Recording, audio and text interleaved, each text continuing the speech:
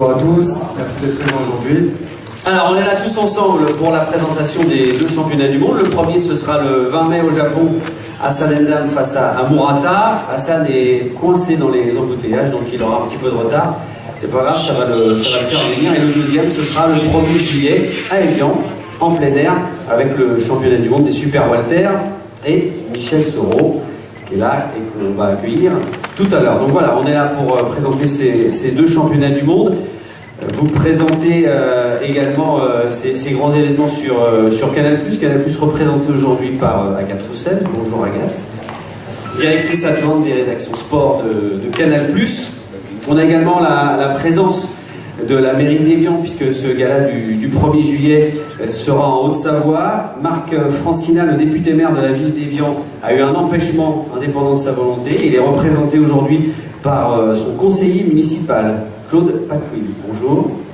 On aura un petit mot aussi pour cet événement à Évian. Et puis donc on va démarrer par la présentation de ces deux championnats du monde et accueillir celui qui espère devenir champion du monde WBA des Super Walter. C'est Michel Soro. On regarde.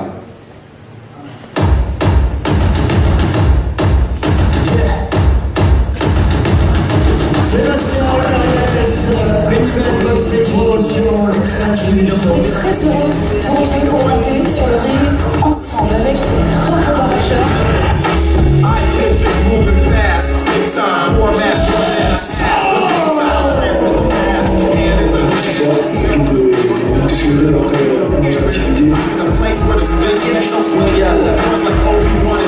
Il est chez lui, à Villeurbanne.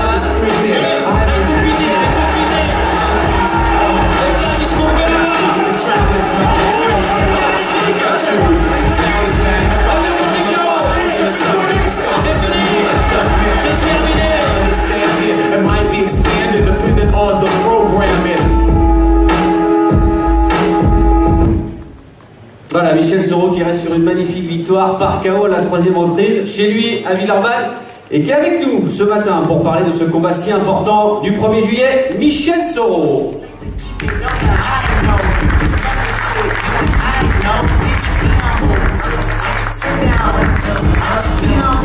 Michel accompagné de son entraîneur, Faisal Omrani, et juste derrière, il y a également Dylan Chara, qui lui effectuera son premier grand combat à l'étranger. Ce sera le 20 mai prochain, à l'affiche du championnat du monde Hassan Endam.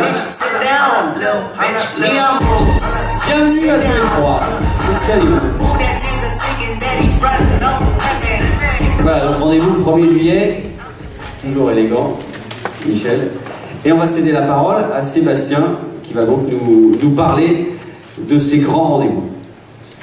Bon bonjour à tous, merci d'être présents. Bon, on a, comme le disait Sébastien Hello, quelques retards, mais on est vendredi matin et malheureusement, les bouchons à Paris, tout le monde sait ce que c'est. Donc, comme l'a dit Sébastien Hello, on a une saison 2017 qui va démarrer sur les chapeaux de roue avec, elle a déjà démarré sur les chapeaux de roue avec une belle soirée à Villeurbanne. Elle va continuer avec deux grands rendez-vous.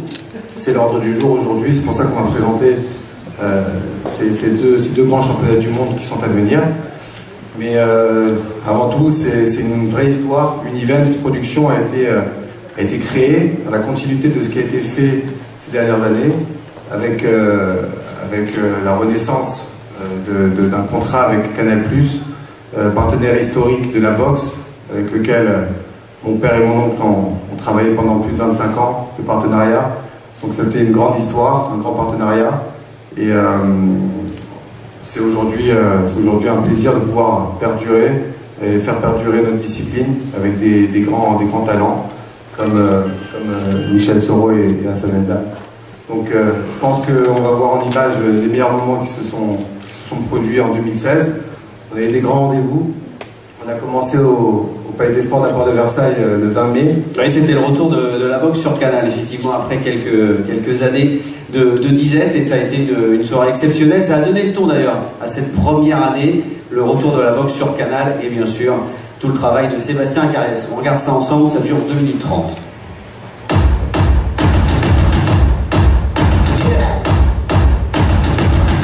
Sébastien Carriès, très heureux de vous retrouver pour monter sur le ring ensemble avec trois combats majeurs. Allez, place, on sera trop chaud, place au combat.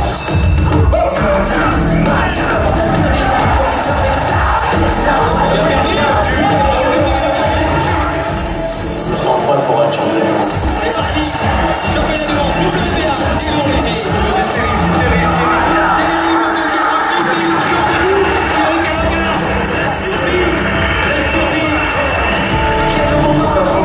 Pour devenir champion du monde, après un combat comme ça, il faut avoir une équipe. Sachez, Surpov, la promise, tu sais bien faire ça chez nous. Tout est possible, tout est possible. Il arrive à sortir de cette deuxième rentrée. On vient de gagner ce soir, avec la manière surtout.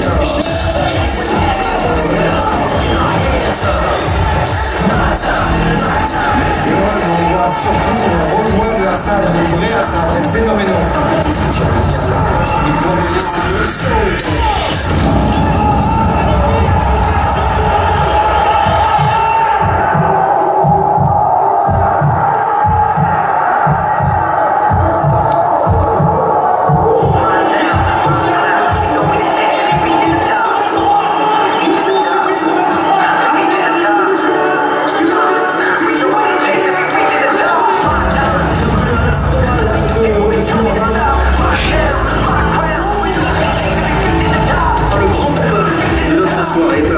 Michel Serrault face à l'Argentin Maciel, il est chez lui.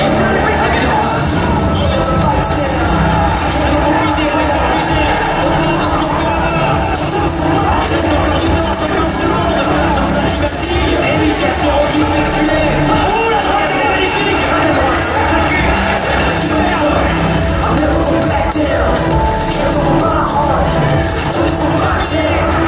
C'est terminé. C'est le victoire. Je pense qu'on est parti pour une grande histoire.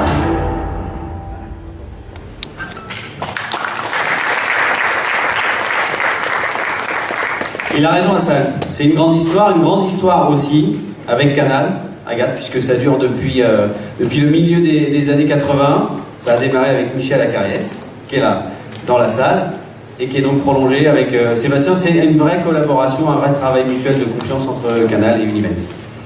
Tout à fait, il y a de cela un an maintenant, presque jour pour jour, on se retrouvait au Palais des Sports pour une soirée absolument extraordinaire, parce que Canal+ avait décidé de renouer avec la boxe, de recommencer son histoire d'amour.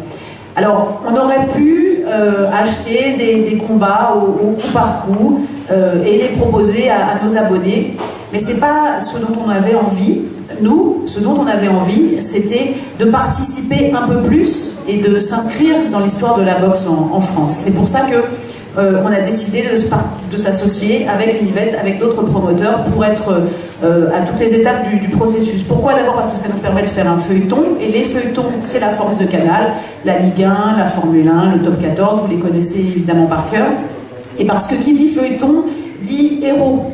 Et les boxeurs, pour nous, ne sont pas que des sportifs lointains, mais des héros du quotidien qu'on avait envie d'accompagner. Et évidemment, c'est plus compliqué quand il s'agit de héros qui vivent de l'autre côté de l'Atlantique. Avec les boxeurs d'Univent, notamment, on peut travailler, on peut être en immersion, proposer des reportages, on peut aussi développer de nouvelles technologies. Vous l'avez peut-être vu, Invisible, c'est la nouvelle émission de Canal+. On a consacré un épisode d'Invisible à Hassan Ndam, avec une caméra qui permet de tourner 1000 images secondes et qui du coup nous a permis de découvrir tout ce qui se cachait dans des gestes apparemment très simples. Ça, c'est la méthode Canal, parce qu'on peut reprocher beaucoup de choses à Canal+. D'ailleurs, il y a beaucoup de gens qui ne se gênent pas en ce moment. Mais il y a une chose qu'on ne peut pas dire, c'est qu'on délaisse ou qu'on traite mal les sports et les sportifs qui sont sur nos antennes. Voilà, donc nous, on aime Hassan, on aime Michel, Dylan également, qui sera l'intellectuel de la troupe, qui sera donc au Japon le 20 mai. On a envie d'être au quotidien avec eux et de montrer aux gens ce qu'il y a vraiment derrière tout ça, tous les efforts, la sueur, la souffrance. Voilà, ça, c'est la boxe sur Canal. Du coup, plusieurs rendez-vous, vous commencez à les connaître avec notamment l'Hebdo-Box sur Infosport Plus tous les dimanches soirs et sur CNews. Des boxeurs qui viennent régulièrement sur nos plateaux, dans 19h30 Sport notamment. Voilà comment on fait. C'est aussi Être partenaire, c'est aussi pouvoir être associé à la production. On ne récupère pas un signal, on le fabrique. Ça veut dire notamment qu'on peut proposer les super loops qu'on a vus là, notamment, qui sont très impressionnants. Ça veut dire qu'on peut choisir où on met nos caméras pendant un direct. On fait vraiment ce qu'on a envie et nous avons d'autres innovations à venir à vous proposer. Voilà, je crois que j'ai à peu près tout dit. Si ce n'est, et c'est Sébastien Helot qui me le rappelait hier, qu'il y a déjà eu 2 championnats du monde disputés par des Français au Japon sur Canal. Il s'agissait de Sébastien Julien Nancy et Salim Mechkoun. Voilà. Et les 2 avaient gagné. Moi je dis ça, je dis rien. Voilà. Merci Agathe, effectivement, et le 3e, on espère que ce sera Hassan. Ce sera samedi prochain sur Canal Plus Sport, à l'heure du déjeuner, au Japon, face à Murata, et il y aura Michel le 1er juillet en prime time sur Canal pour son championnat du monde à Évian. On en parle justement d'Évian parce que c'est un autre partenaire notable de la boxe, de cet événement, représenté donc par le conseiller municipal Claude. C'est un événement majeur qui en plus a la particularité d'être en plein air, ce qui est assez rare. Oui, alors je crois que c'est la première fois qu'on organise l'extérieur, en plein air, un championnat de boxe. La ville d'Évian a décidé de faire ça. Pourquoi? Parce qu'on est au bord du lac. Et ensuite, il y a le casino qui est aussi à côté du lac. Donc on a décidé de faire ça devant le casino, en plein air. Nous sommes très contents d'accueillir ces championnats de boxe à Évian. C'est pour la première fois. Nous avons un club de boxe à Évian également, où nous avons environ 100 jeunes depuis 2 ans. Je trouve que socialement, c'est une très bonne chose. Nous avons beaucoup de monde. Donc voilà pourquoi on a décidé de faire ça. En même temps, il y aura le championnat du monde de Formule 1 motonautique, donc le 2 juillet.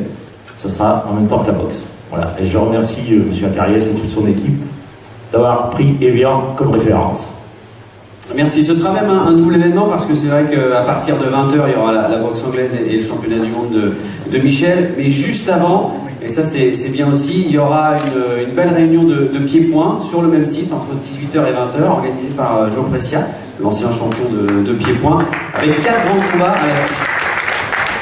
Oui, tout d'abord, je voulais dire que je suis content et fier qu'on puisse mettre la boxe thaïlandaise à l'honneur avec en première partie d'une telle soirée avec un tel champion.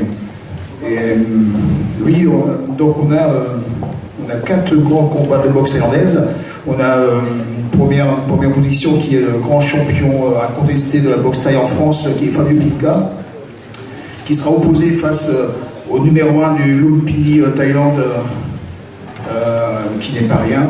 C'est pas un champion du monde, mais le numéro 1 en Thaïlande, c'est l'équivalent. On a une deuxième star montante qui est Jimmy Vino, un jeune Français de 21 ans qui à ce moment fait un ravage parmi les boxeurs thaïlandais, qui sera opposé lui pour une ceinture WBC face au Thaïlandais Rongravi. Et un troisième cadre de la boxe thaïlandaise en France qui est Lali Aziz, qui sera lui opposé au numéro 3 thaïlandais Nopakit. Voilà. Et pour finir, un combat féminin qui sera opposé la française Soraya Boucherie face à la portugaise Maria Lobo. Voilà, une belle soirée. Je pense que les amoureux du Muay seront très contents. Tout le monde, parce qu'il y aura 5 heures de boxe, effectivement, de très très grande qualité. Ça y est, il est arrivé, le champion WBA des poids moyens, tout d'abord en vidéo.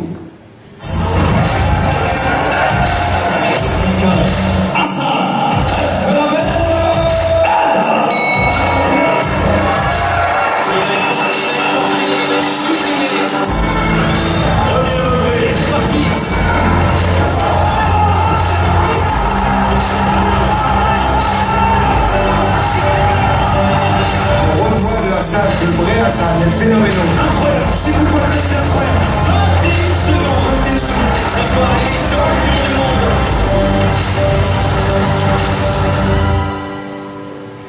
C'est pas 21 secondes, c'est même 19 secondes pour le KO, élu KO de l'année 2016, Hassan Ndamela.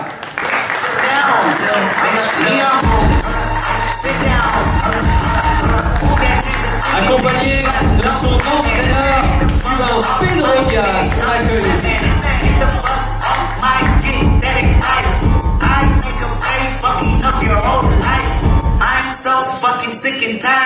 Photoshop. Show me something natural like Afro. Put your pride. Show me something natural. Voilà, bienvenue à Salendam et à Pedro Diaz pour cette conférence de presse.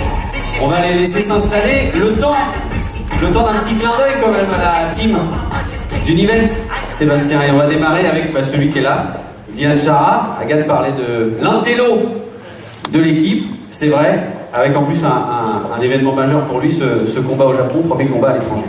Oui, Dylan, on a découvert au Canet, parce que la boxe et le Canet, avec notre famille, c'est une grande histoire. On a organisé énormément de championnats du monde, mon père a organisé énormément, et j'essaie de suivre ses traces et de pouvoir toujours créer des grands rendez-vous. Et Dylan, c'est un des seuls boxeurs canetans, tout savoir.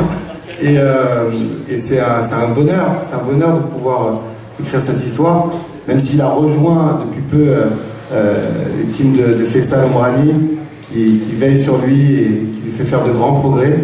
Mais voilà, pour parler de Dylan, vraiment on l'a découvert tout jeune. Il faisait les premiers combats en levée de rideau lors de soirées de boxe professionnelle. Et aujourd'hui c'est lui qui est passé professionnel et qui évolue très bien. Il est à son 13e combat, il va faire son 13e combat. On le met au Japon pour venir soutenir aussi son collègue Hassan Endam. Et bon oui, pour le petit clin d'œil, voilà, il a un Master 2 en marketing.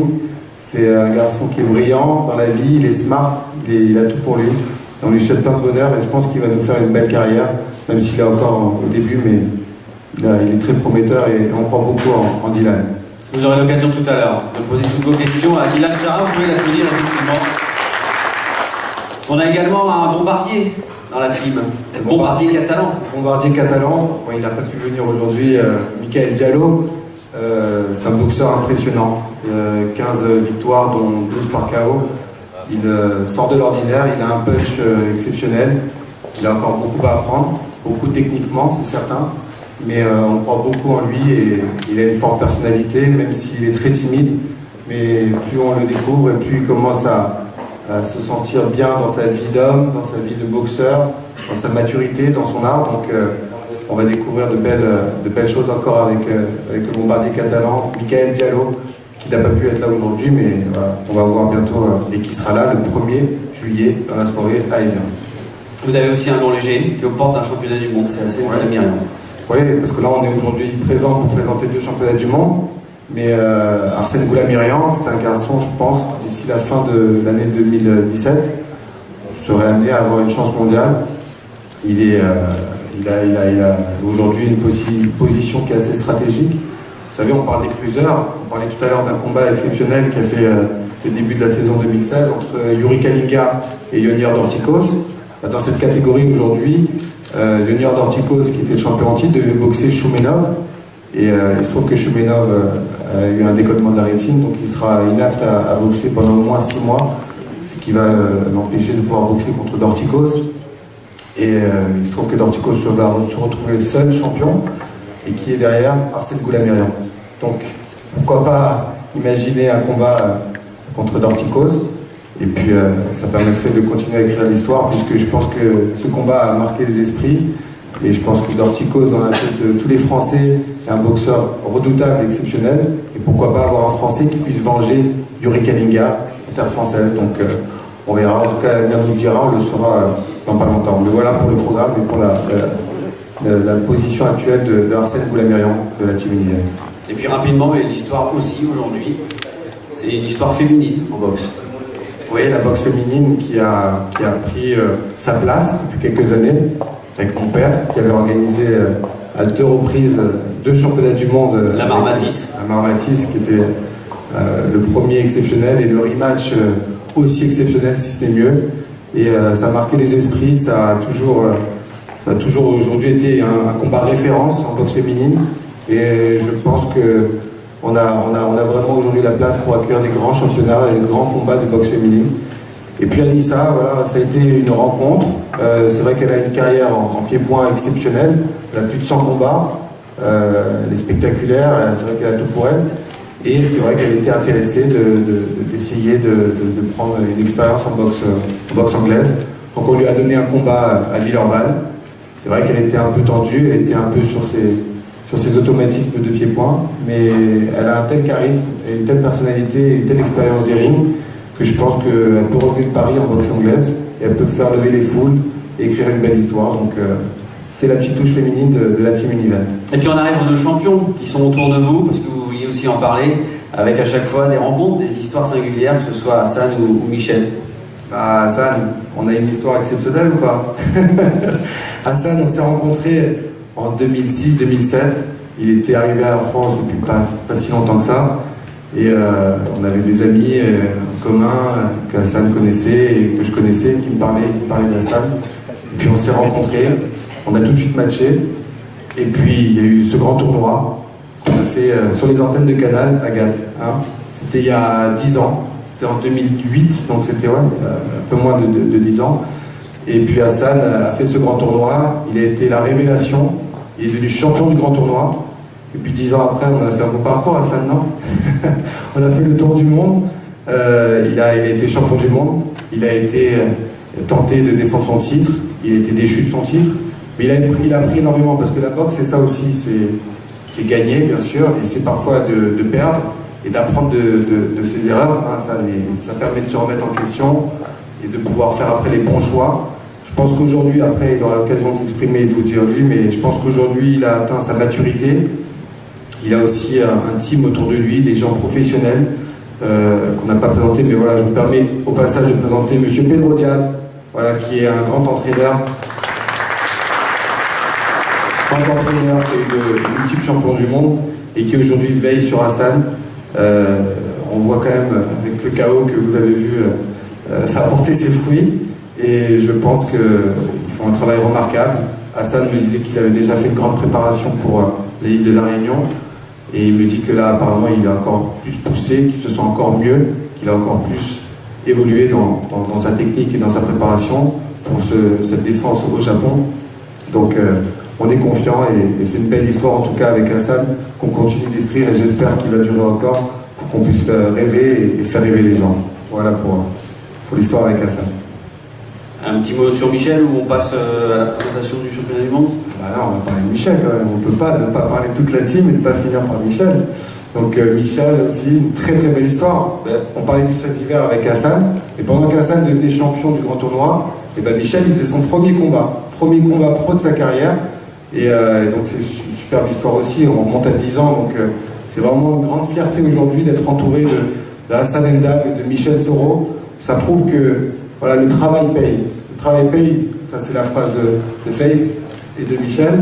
Et seul le travail paye, c'est vrai, on voit 10 ans après le travail, la continuité, l'abnégation, le sérieux, la rigueur, la confiance, parce que c'est très important pour travailler, pour faire des bonnes choses et des grandes choses.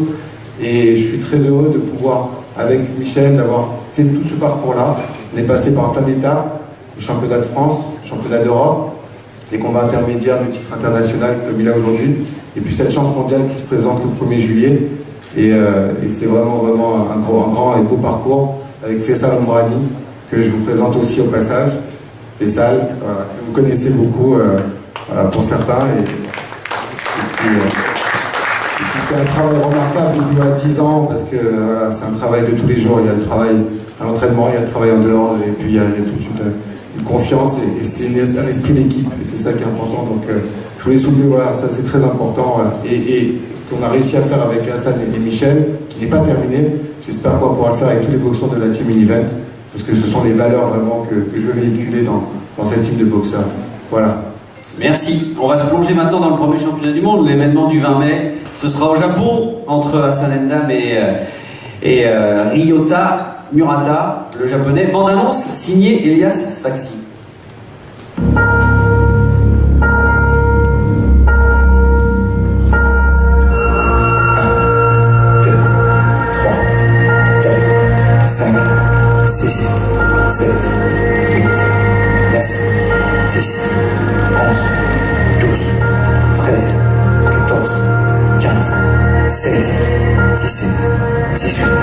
19 et je commence. Et c'est parti pour ce combat entre 5 dames, 6, 7, face à Alfonso Blanco, 9, 10, 11, 12, 13, 14, 15, 15, moyens en 16, 17, 18,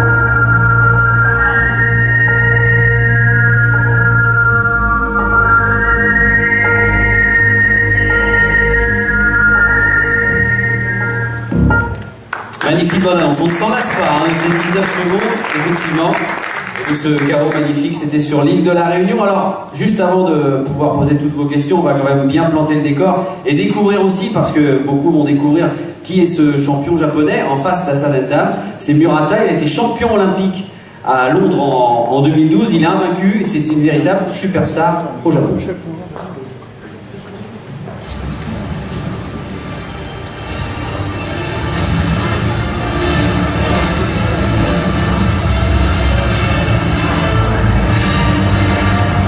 Fighting out of Tokyo, Japan, Iota Murata.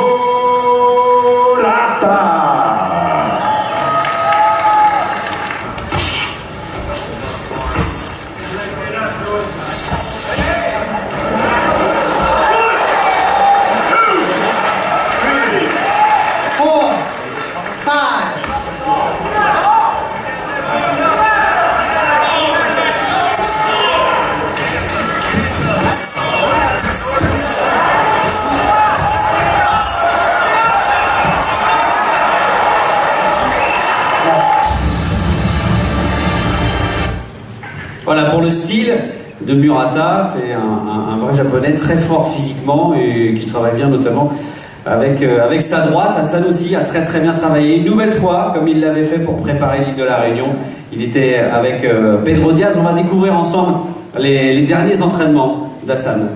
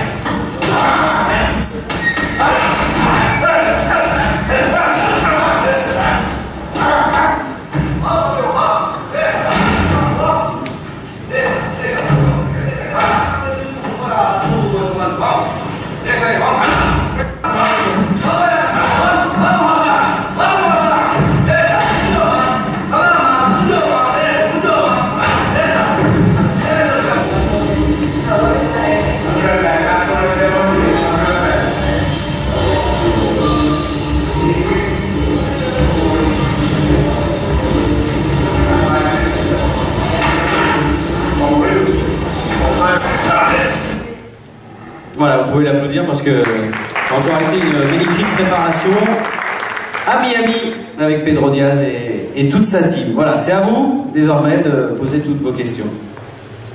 Première, oui.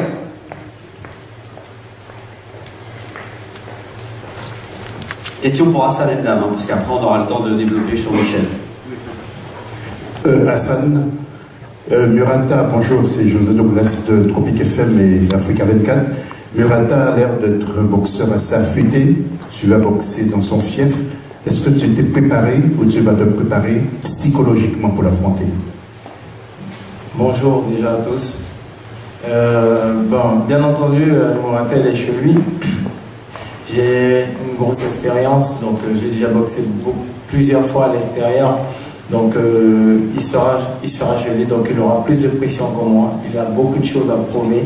Je me suis préparé psychologiquement pour le rencontrer chez lui, mais quand on est sur le ring, on est deux.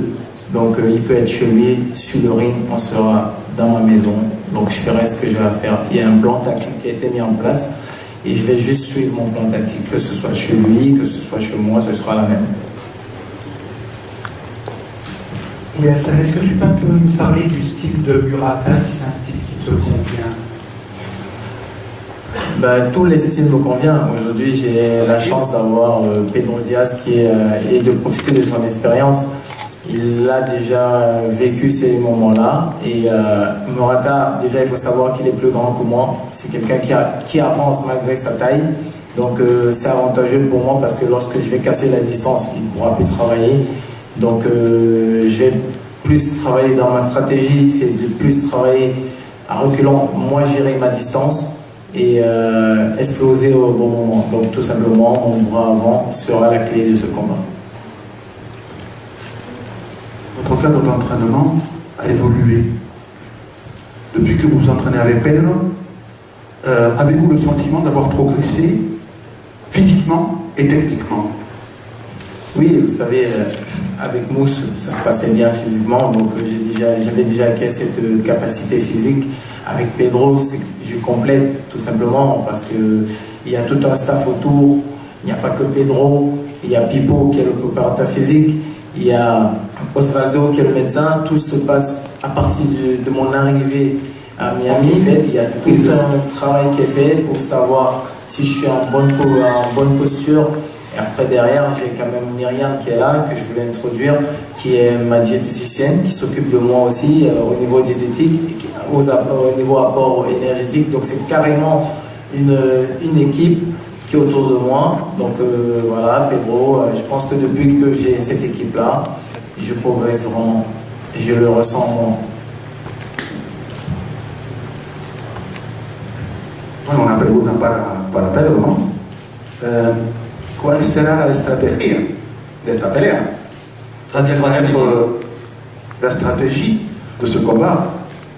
Te voy a responder en español para que tú traduzcas en francés.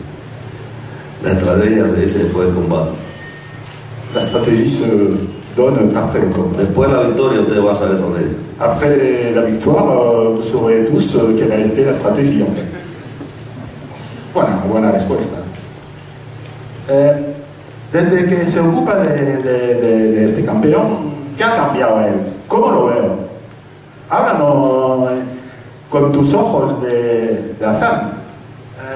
Parlez-nous avec vos yeux de Hassan, depuis que vous le connaissez.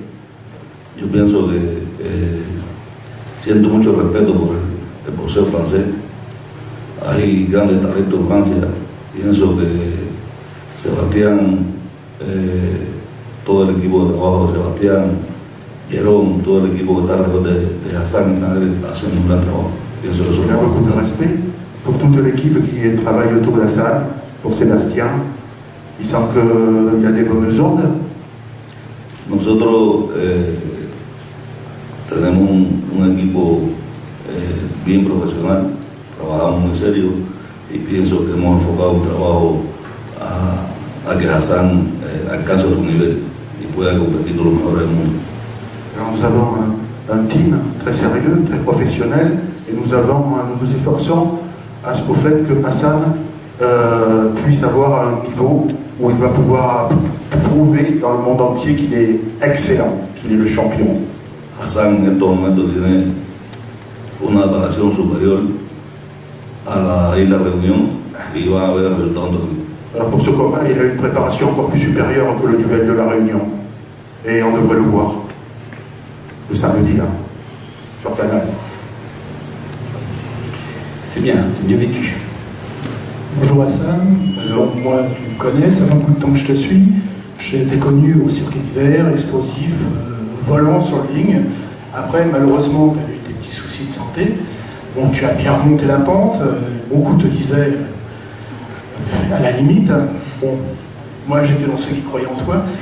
On vient d'apercevoir ton adversaire, Murata, qui apparemment a une droite assez destructrice, droite plongeante.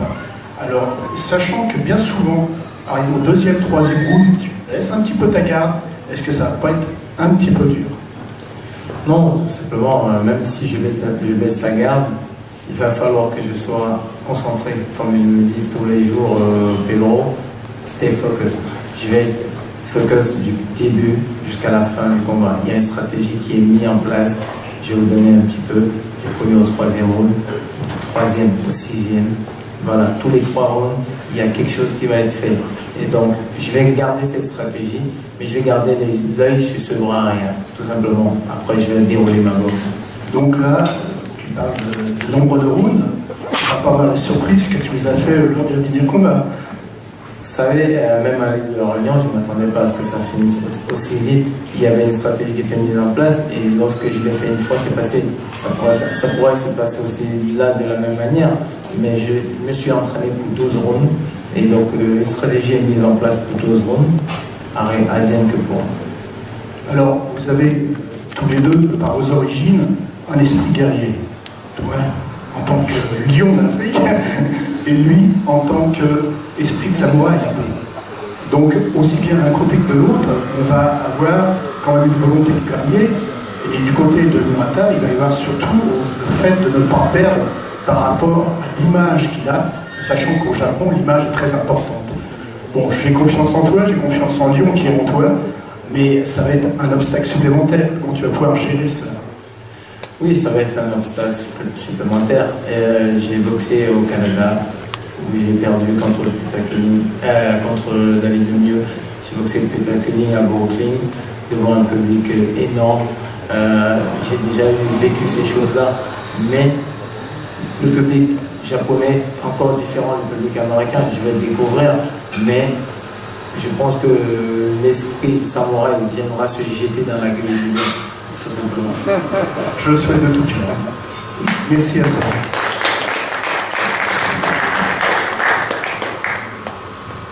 Oui, Thierry Chambefort, je travaille pour Boxing News et Notified.com. J'aimerais demander un peu de Vegas, quelle est la perception de tous les latinos au gym à Miami par rapport a Hassan. Pero me gustaría saber cuál es la percepción de todos los peleadores en el gym de Miami con la percepción de Hassan y también después la victoria a frente de Blanco. Nosotros siempre tenemos un equipo que se llama The Family Team, el equipo de la familia. Nosotros trabajamos muy unidos. En el equipo tenemos médicos, tenemos psicólogos, tenemos preparado físico, tenemos todo lo que necesita un boxeador para ser campeón. Y también porque Hassan es muy espectacular, sí. Y me gustaría saber la percepción de los que se entrenan también en tu gym, de los campeones. Hassan es un gran campeón y como campeón sabe dedicarse y se entrega totalmente al gimnasio, una gente muy disciplinada y una gente que lo deja todo en el ring, por eso tiene derecho a ser un gran campeón. Oui, en fait, je demandais à Pedro quelle était la perception des sociétaires du gym à Miami, notamment comme Hassan a un style très spectaculaire. Et en fait, sa réponse étant que la discipline et le sérieux qu'apporte Hassan dans le gym fait qu'il y a un immense respect par rapport au travail qu'il effectue là-bas. D'autres questions? Hassan, qu'est-ce qui a changé dans ton style depuis que Pedro Diaz t'entraîne? Il m'a plutôt amélioré. Je vais dire, il ne m'a pas changé mon style de boxe. Il m'a permis de rester aussi dans ma vista tout en gardant les pieds sur terre et la puissance. C'est ce qui me manquait. J'étais beaucoup aérien, donc je m'amusais, je volais, mais il manquait ce petit punch. Il y a aussi le côté stratégique et que je n'avais pas avant. Et c'est dommage que je rencontre Pedro maintenant, mais jamais trop tard. Le fait de parler de certains adversaires, de certaines situations de combat, ça c'est des choses qui s'imprègnent dans la tête. Donc avec lui, on discute beaucoup sur les situations de combat et comment réagir pendant une action, pendant quand on encaisse quelque chose. Voilà, donc j'apprends tous les jours quelque chose de nouveau. Hassan, bonjour, j'avais une question pour toi, juste ici, de l'autre côté. Voilà, on sait que tu avais souvent l'occasion d'être le chasseur, le lion qui chasse. Cette fois-ci, tu vas être dans une configuration différente, puisque c'est toi qui vas être chassé. Est-ce que tu as une préparation mentale différente que celle que tu avais eue avant? Je pense que tu confonds Hassan. Parce que le Hassan, même d'avant, était toujours chassé. Ça veut dire qu'il était plus aérien, il boxait toujours en contre. Aujourd'hui, c'est différent. Je vais boxer en contre, mais étant posé et calculé. Je sais ce que je vais faire. Et oui, on a une préparation mentale. Je travaille avec une psychologue de combat qui me met dans un mental de gagneur, de vainqueur. Ce que je dois faire, ça va marcher. Il n'y aura pas de contre. Et tant bien même il y aura un contre, je saurai quoi faire derrière. C'est ça. D'autres questions? Ah, Thierry de nouveau.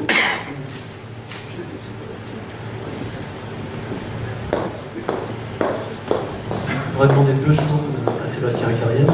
Sébastien, qu'est-ce qui fait que tu n'as pas eu d'hésitation, sachant que Hassan est demandé dans le monde entier, qu'il peut boxer en France, à faire le combat au Japon? Et la deuxième question, quand est-ce que la désignation des juges et de l'arbitre va être faite, sachant qu'il y a eu beaucoup de scandales récemment, notamment en Angleterre, et comment tu vas faire pour éviter les mauvaises surprises au niveau des désignations au Japon? Concernant le combat, vous savez, d'avoir déjà réussi à avoir cette chance de boxer Alfonso Blanco, c'était déjà pas évident, puisque Hassan était dans les classements mondiaux. Il revenait d'une période un peu creux de sa carrière, où il était un peu moins actif.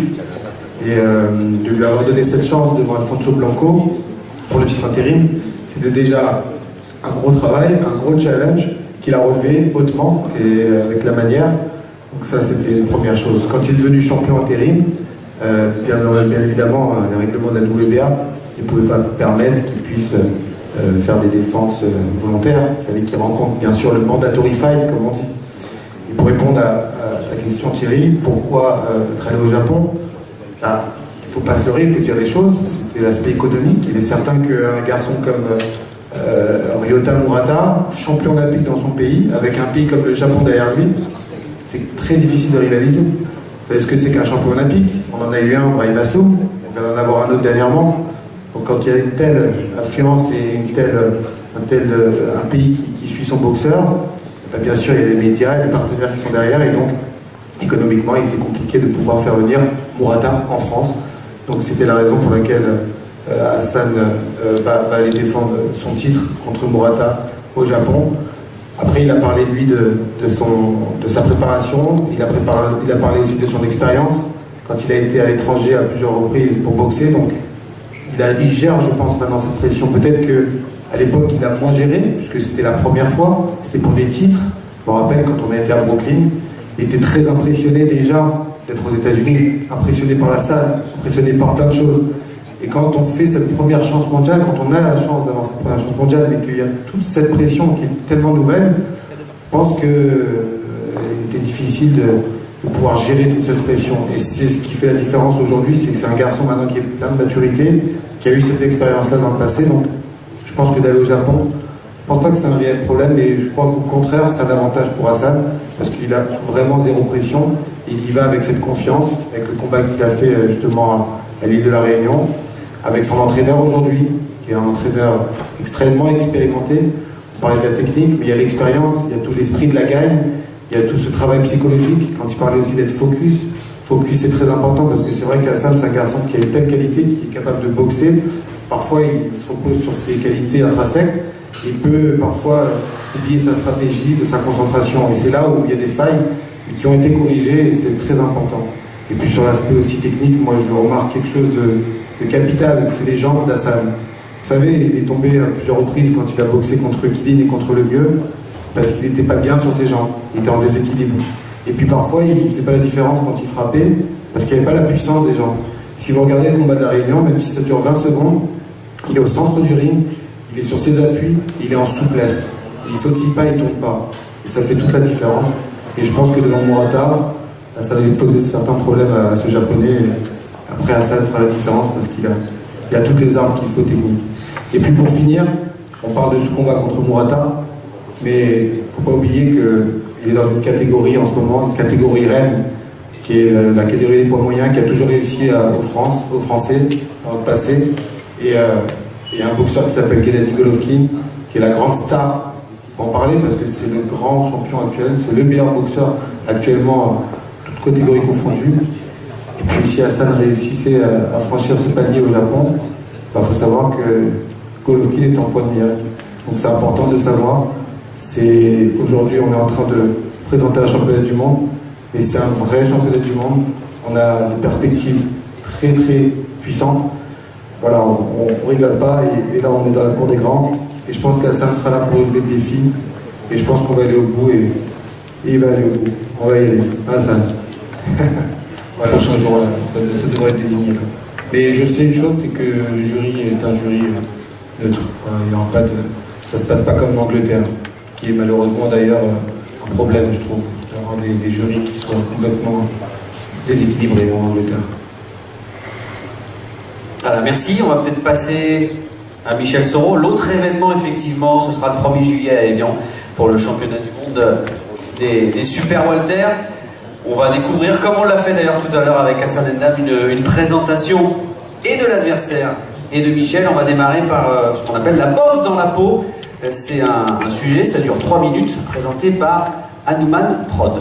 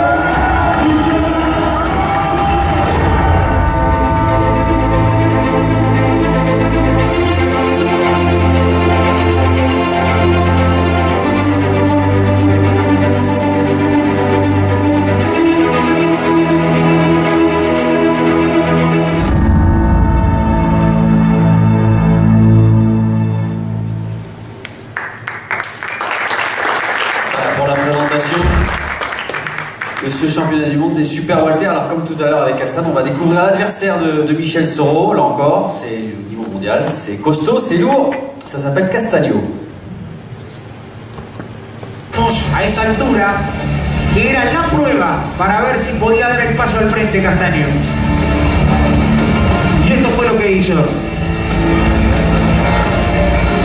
Ante un rival que había tenido mucho rodaje, había peleado con hombres importantes, con Macho, un probador a fin de cuentas.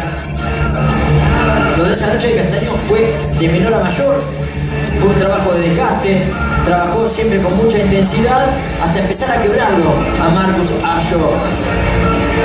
Temprana la pelea, ¿no? Porque fíjese, tercera vuelta transcurría en este momento y Asho de a poco se empezaba a desinflar. El trabajo de Castaño daba sus frutos.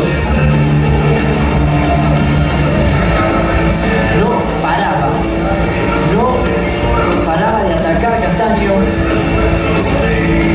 El trabajo era intenso, era duro. Acá se viene la definición,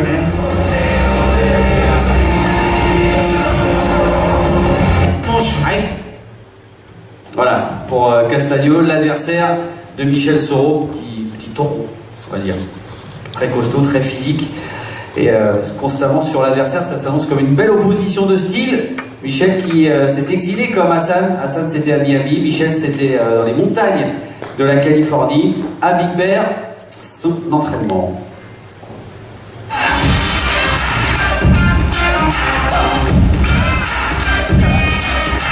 Aunque maintenant je suis parmi les meilleurs nageurs de la catégorie et que le combat à venir sont des combats durs, j'ai décidé pour être au meilleur de ma forme et exploiter le meilleur de mes capacités de venir m'entraîner ici à Big Berlin. Pour moi et pour mon corps et pour mon esprit, le meilleur entraînement qui me correspond le mieux, c'est Big Berlin, c'est ici. On vit boxe, on mange boxe, on se réveille boxe.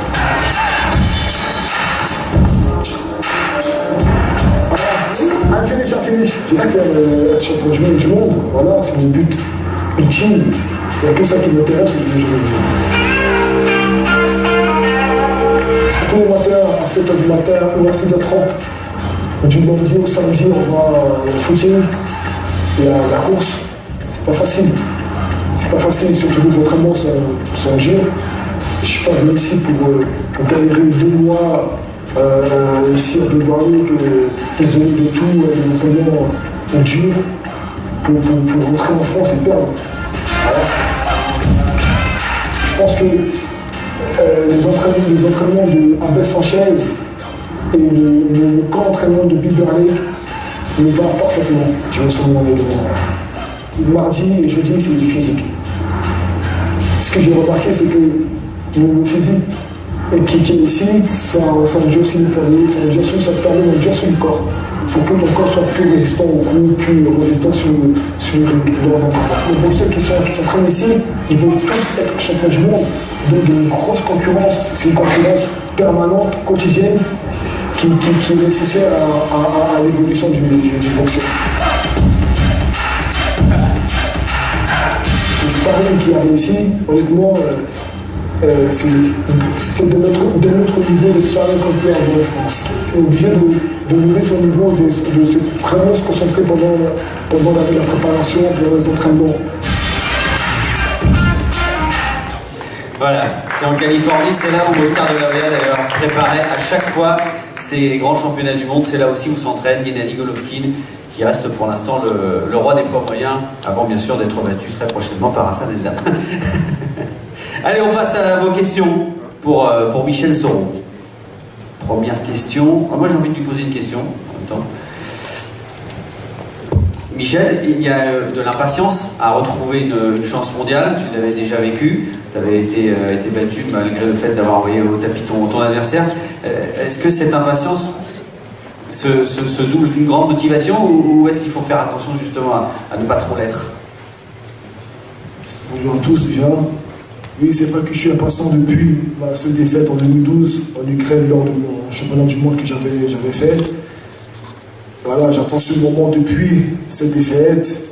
Elle arrive enfin. Voilà, j'espère que ça se passera bien. J'espère surtout que la préparation, parce que le combat, ça dure 40 minutes. Le plus dur, c'est la préparation qui dure 1 voire 2 mois. Voilà, j'espère que la préparation se passera bien, sans blessure, sans... Olivier. C'est une question pour Feita. Pensez-vous que Michel est arrivé avec de bonnes matchs pour disputer avec succès ce deuxième championnat? À bientôt, bonjour à tous. À bientôt 30 ans, oui. Puis en plus, tout à l'heure, on parlait du premier championnat du monde qui est peut-être arrivé prématurément en 2012, mais c'était une opportunité, c'était un choix avec Sébastien, et puis c'était aussi un choix de Michel, c'était une continuité. Ça a failli passer en 2012. C'est vrai que Isencourt va au tapis à la deuxième, et puis après le scénario du combat a changé, on perd au point. Mais à la limite, cette victoire, il y a des défaites et des victoires positives. Ça a été une défaite positive parce que il y a une grosse remise en question de Michel. Il a continué à travailler. C'est vrai que nos slogans, et c'est avant tout le slogan de Michel, no pain, no gain.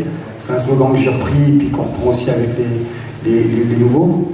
Mais oui, il arrive à maturité et puis en plus, il s'est bien entouré. C'est vrai que ce choix de partir à Big Bear, c'est un bon choix. J'ai encore vu une progression. Donc oui, je pense que c'est le bon moment. Et je pense aussi que ce combat va le propulser encore plus loin. Michel, tu aimes bien en venir au point avec les Sud-Américains.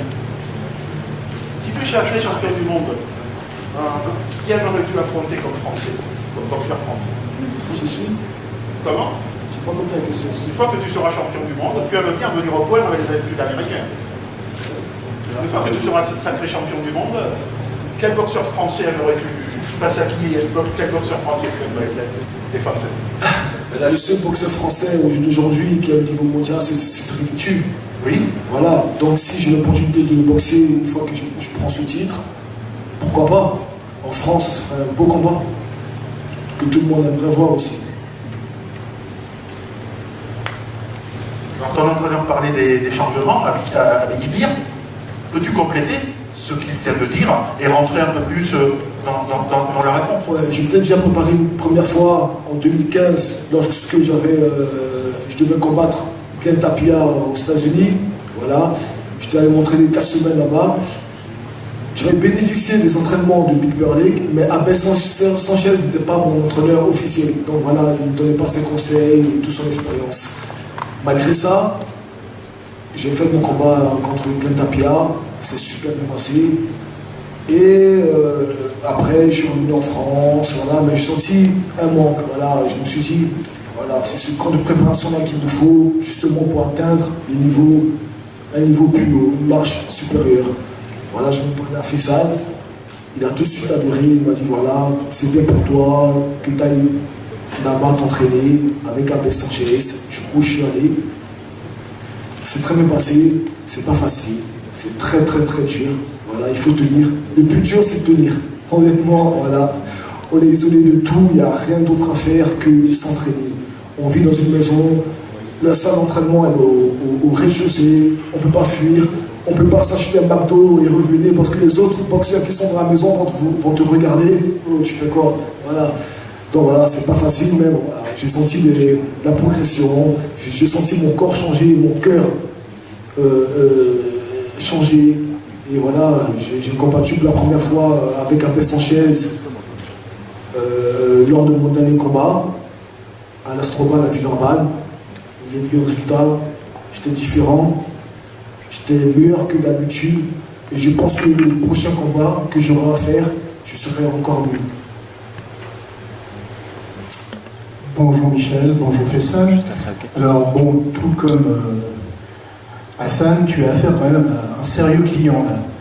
On voit qu'il travaille beaucoup en cassant la distance, en travaillant beaucoup de grosses séries. Et comment tu vas pouvoir contrer ce genre de mini bulldozer? Oui, vous savez, à ce niveau-là, on ne fait pas un 6 rounds ou un 8 rounds, c'est un championnat du monde, donc forcément, tous les boxeurs sont bons, sont voire très bons. Voilà, je ne m'attendais pas à faire valoir, je sais que c'est un invaincu, qui a du punch, il a 13 victoires, 13 combats, 13 victoires, donc 10 avant la mythe, donc voilà, il n'a pas des plumes dans les mains. Il y a une tactique qui va être mise en place avec mon entraîneur, voilà. Je pars dimanche en préparation à Big Bear League et voilà, on va finir tout ça.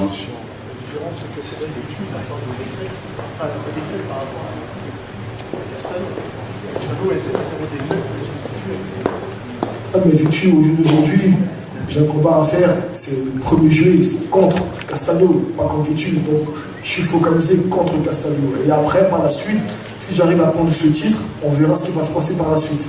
Donc pour l'instant, mon prochain adversaire, c'est Castallo. André Ardon?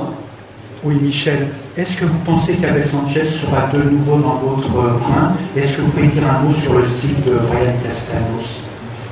Un style offensif, vu qu'il n'est pas très grand, voilà, il rentre dedans, il essaie de casser la distance et il frappe fort. Voilà. Il a un style plutôt classique, voilà, il rentre dedans et il tape. Voilà. Après, c'est pas un boxeur extraordinaire. Hein. Voilà, il faut juste être prêt et éviter de prendre ses coups, tout simplement. Et oui, normalement, Abel Sanchez sera là au prochain combat.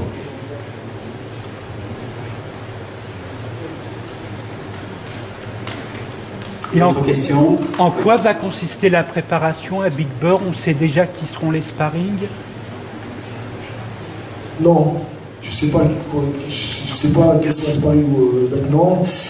La préparation, vous m'avez dit comment se déroule la préparation? Oui, oui. dans une semaine d'entraînement par exemple. Ça va durer combien de temps Ah, ça va durer combien de temps? Je pars pour 6 semaines. Pour 6 semaines à partir de dimanche. Et je reviendrai en France une semaine avant.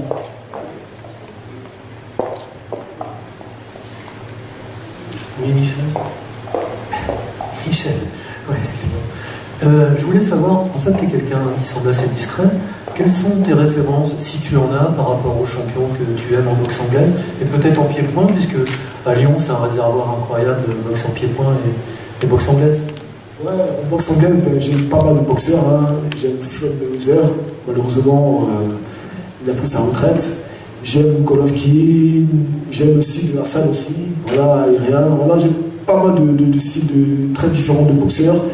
Et oui, forcément, Fabio Pinca, qui est un très grand champion de Lyon. Il faut savoir aussi que Lyon, il y a eu des champions en boxe taille et pas mal de champions en boxe anglaise aussi, dont Fabrice Tiozo, Yassine Chérifi et Ibrahim Massoud. J'espère justement les succéder. Et puis, Faisal, quels sont les rapports que tu as, puisque c'est assez rare finalement, on pouvait penser que ça ne fonctionnerait pas avec Abel Sanchez, mais on a bien vu après le match que c'est une collaboration qui fonctionne bien. Peux-tu me dire comment ça s'est établi et quel est le suivi de cette collaboration en ce moment? En fait, moi depuis le départ, c'est la relation que j'ai avec mes boxeurs. Je suis là pour eux, je suis là avant tout pour eux. Je suis constamment à la recherche de leur progression, je suis pas là pour me mettre en avant. Et là, tout à l'heure, Michel vous a parlé de la première collaboration en 2015, quand on a préparé le combat de Glenn Tapia. On a eu un super accueil, on a appris des choses, j'ai appris beaucoup de choses. C'est vrai que là, on n'a pas précisé, mais je crois qu'Abel Sanchez a fait 18 champions du monde différents. Il fait partie, en tout cas pour moi, des meilleurs entraîneurs du monde. Moi, j'ai que 44 ans. J'ai évolué en France, le pays de la boxe, les États-Unis, donc j'ai aucun souci avec ça. J'apprends constamment à travers les entraîneurs. Encore hier, j'étais chez Youssef Barry, j'ai jeté un œil sur des petits trucs qu'il faisait, j'ai vu un truc qui va convenir tout à fait à mes boxeurs. Donc voilà, moi je suis à la recherche aussi de la progression, comme pour moi et pour mes boxeurs. Abel Sanchez en ce moment entraîne, comme vous l'avez dit, un des meilleurs boxeurs de la planète, GGG pour le moment. Et voilà quoi, il y a plein de choses à apprendre. Et puis la collaboration, elle se fait simplement. Quand Michel est en France, on travaille ensemble, on continue à travailler ensemble, parce que cette collaboration, ça va faire bientôt 10 ans. Et puis quand il part aux États-Unis, j'ai entièrement confiance à Abel Sanchez. Quand j'ai pu l'accompagner, je l'ai accompagné. Quand je peux pas, malheureusement je peux pas, mais on garde le contact, on s'appelle, on échange. Et puis ouais, ça s'est bien passé, parce que quand chacun fait son boulot, chacun est à sa place, pas de problème. Et là aujourd'hui, chacun est à sa place. Aujourd'hui, Abel fait partie de l'équipe de Michel. Et au contraire, moi je me réjouis. En plus, honnêtement, je vois la progression, que ce soit physique ou mentale. Voilà.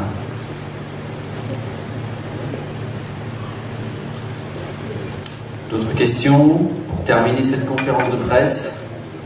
En même temps, on a fait le tour. Ah, Sébastien, je m'adresse à toi.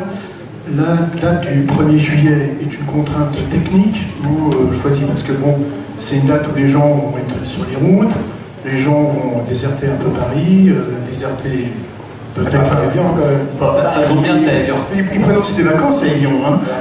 Donc pourquoi cette date? Les vacances scolaires commencent après. Et puis moi je pense que le 1er juillet, si j'avais à choisir, j'irais bien à Evian. Tu es d'accord ou pas, Claude? Parce que je pense que le 1er juillet, il commence à faire beau, il commence à faire chaud à Paris. Je préfère aller au bord d'un lac, au bon air, et puis avec une affiche comme Soro Castagno, quoi de mieux? Non mais bon, non, il n'y a aucun problème. Et puis avec Canal+, mon partenaire au niveau de la programmation, dès qu'on a fixé cette date, on n'avait aucune contrainte, parce que oui, on est encore à quelques jours près. Je suis d'accord qu'à la mi-juillet, c'est un peu plus compliqué, mais là, le 1er juillet, on était quand même dans un timing parfait, donc à ce niveau-là, il n'y a pas de problème. Merci. Sébastien, tout à l'heure, vous nous avez parlé un petit peu de Hassan. Peut-être face à Golovkin. Mais bon, Golovkin va peut-être affronter Canelo. Ce sera le 16 septembre. Donc en attendant, après, quel sera l'après pour Hassan? Il est bien. On parle de Golovkin, mais si Golovkin venait à perdre devant Canelo, il deviendrait un peu la référence dans la catégorie des poids moyens. Je pense que si Hassan passe Ryota Murata, il n'a plus qu'à rencontrer les plus grands champions, que sont des garçons comme Canelo ou Golovkin, parce qu'il aura prouvé sa suprématie dans la catégorie des poids moyens. Et puis, encore une fois, comme je disais, il a vraiment maintenant cette maturité pour affronter les meilleurs. Et il a déjà rencontré les meilleurs de l'époque à l'époque, mais lui n'était pas prêt. Là maintenant il est prêt, il a l'expérience. Donc je ne suis pas inquiet, je pense vraiment qu'il a ses boxeurs dans cette lignée, que ce soit un Golovkin ou un Canelo, l'avenir nous le dira. Déjà la semaine prochaine, on sera tous derrière Hassan. J'en profite pour dire que le combat aura lieu à 13h en direct sur Canal Plus Sport. Donc 13h, c'est l'heure du déjeuner. En général, les gens ont l'occasion d'être chez eux, pouvoir être devant leur téléviseur. Donc on sera tous, nous on sera là-bas bien sûr, mais je dis à tout le monde de suivre ce grand championnat du monde qui est pour moi actuellement en référence un des plus grands championnats du monde des poids moyens qui puissent se faire sur la planète. Et c'est une grande fierté de pouvoir être aujourd'hui à vous présenter et que ce soit Canal qui puisse se retransmettre. Peut-être aussi également sur l'après Michel, bien sûr. Michel il est dans une catégorie, alors là, pour le coup, ce sont les deux catégories, les poids moyens et les poids super welter sont de grandes catégories qui ont toujours fait rêver les amoureux de la boxe. Dans les super welter, c'est certain qu'il y a des vrais prétendants, il y a des vrais champions. On a un super champion qui s'appelle Erislanda Lara. On a un boxeur qui s'appelle Andrade. Hassan, c'est certain que Michel, excusez-moi, c'est certain qu'après ce combat contre Castaños, s'il venait à devenir champion du monde, il aurait ses boxeurs dans cette lignée. Il y a les frères Charlot aussi, dont un qui est passé maintenant en poids moyen, mais non, il y a des vrais grands noms de la boxe. Mais encore une fois, je pense que de toute manière, pour prouver aujourd'hui qu'on est le champion incontesté, il faut rencontrer les meilleurs. Après, il y a des étapes. Je pense que l'étape de Castaño arrive au bon moment de la carrière de Michel. Il a eu des prétendants, des boxeurs qui a boxé avant pour le titre international, qui l'ont préparé pour ce championnat du monde. Là, le 1er juillet, c'est un step, c'est un vrai step à passer. Je pense que Michel va le relever. Et c'est certain qu'après, il aura affaire à des boxeurs de la trempe de Andrade et de Lara. Mais je ne suis pas inquiet. Je sais que Michel, je le dis souvent, il est à 60% de ses capacités encore. C'est dire la marge de progression qu'il a. On en parle avec Faisal régulièrement, on en parle avec Michel, on en parle aussi avec Abel, et Abel aussi a le même point de vue.